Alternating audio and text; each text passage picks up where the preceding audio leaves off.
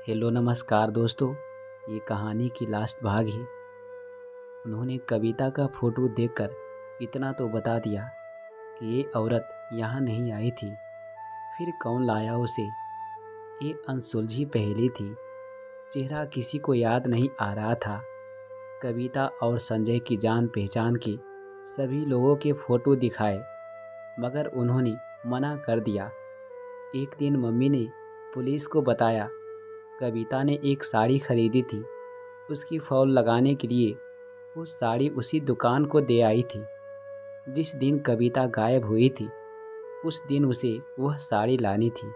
उसके बाद कविता गायब हो गई थी। साड़ी का बिल तलाशा गया मगर वो नहीं मिला।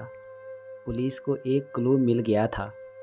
उसने इंदौर के सभी विक्रेताओं के यहाँ से कविता के नाम के बिल की जांच की तो उस तिथि को ऐसा कोई बिल नहीं मिला। उस तिथि के 3-4 दिन पहले के बिलों की जांच की गई तो 3 बिल मिले, पर उन बिलों की कविता कोई और थी। तब पुलिस ने सीसीटीवी की कैमरे खंगाले।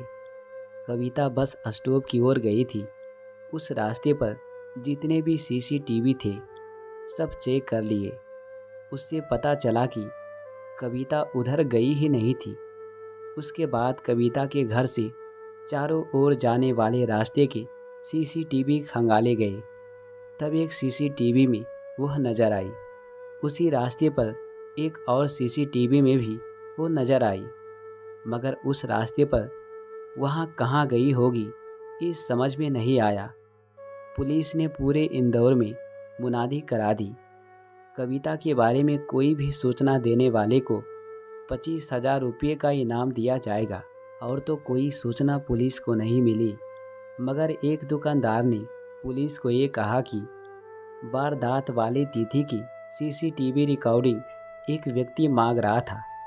पुलिस ने उस व्यक्ति का नाम पता पूछा तो वो महेश निकला। महेश को लेकर पुलिस पार्किंग स्टैंड गई तो पार्किंग वाले ने उसे पहचान लिया और एक्टिवा को लाने वाला व्यक्ति बता दिया उसे। अब महेश संदेह के घेरे में आ गया। पुलिस ने उसे थाने बुलाकर कड़ी पूछताछ की, मगर उसने कविता को पहचानने से इनकार कर दिया। इधर महेश को थाने बिठाकर पूछताछ चल रही थी कि एक टीम उसके घर की तलाशी लेने पहुंची।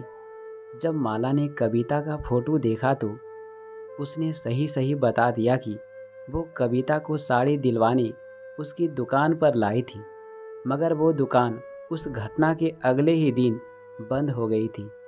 यह बड़ा आश्चर्यजनक था कि साड़ी की दुकान महज 20-25 दिन ही खुली रहे और जिस दिन कविता गायब होती है उसके अगले दिन वो दुकान ही बंद हो जाए।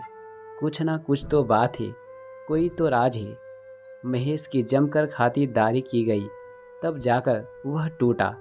महेश ने बताया, पहली बार उसने कविता को उस बस स्टॉप पर देखा था जहाँ से वो अपनी बेटी को एक एक्टिवा पर लेकर जाती थी। उसकी सुंदरता देखकर वो उस पर रिझ गया और वो उसे दूर से रोज देखने लगा। एक दिन माला को कविता से बात करते देखकर वो जान गया कि कविता और माला एक दूसरे से परिचित है। वो तब से ही उसे पाने के लिए योजना बनाने लगा। एक दिन उसके दिमाग में आया कि अगर वो साड़ियों की दुकान खोल ले तो कभी ना कभी कविता उसकी दुकान पर आएगी ही। फिर तो वो उसे स्थायी ग्राहक बना लेगा और पटा भी लेगा। इसलिए उसने अपनी योजना के अनुसार साड़ियाँ की दुकान खोल दी। एक दिन माला उसे दुकान पर ले भी आई। उसने 2 साड़ी पसंद भी कर ली थी। फॉल के बहाने से वो उसे फिर से बुलाना चाहता था और अकेले में मिलना चाहता था। जब कविता साड़ी लेने आई तब उसने ये कह दिया कि साड़ी अभी आई नहीं है, अगर बुरा ना माने तो साड़ी पास की बिल्डिंग में कारीगर के पास से जाकर ले आते हैं। दोबारा आने से बचने के लिए कविता राजी हो गई और दोनों उस बिल्डिंग में आ गए। दरअसल ये महेश की योजना का हिस्सा ही थी। उस बिल्डिंग में उसने एक फ्लैट किराए पर ले रखा था, शायद इसी अवसर के लिए। जब वो कविता को फ्लैट में लाया तब उसने उसे बाहों में भर लिया। कविता गुस्सा हो गई और उसने उसके गाल पर एक चांटा जड़ दिया। महेश तो बेशर्म आदमी था और वो किसी भी कीमत पर कविता को पाना चाहता था। उसने कविता को साम दाम दंड भेद हर तरह से अपनी ओर आकर्षित करना चाहा, मगर वो टस से मस नहीं हुई। तब उसे मारने के अलावा और कोई विकल्प नहीं था। उसने एक रड से उसके सिर पर प्रहार किया, जिससे वो गिर गई। तब उस पर 3-4 बार और किए, पर वो मर चुकी थी। तब एक छुरे से उसके 6 टुकड़े किए और 2 बोरों में डाल दिया। पहले एक टीबा को पार्किंग में लगाया, फिर रात में लाश को ठिकाने लगा दिया। कविता का क्या कसूर था? ज़्यादा सुंदरता ही उसके लिए उसकी मौत का कारण बन गई। क्या ऐसे में कविता, संजय या किसी का कोई दोष था? हाँ, अगर दोषी था कोई, तो वो उसकी अतिशय सुंदरता ही थी, जो कविता के लिए एक अभिशाप बन गई थी। कविता का पूरा परिवार बिखर गया था। दोस्तों, ये कहानी आपको कैसा लगा?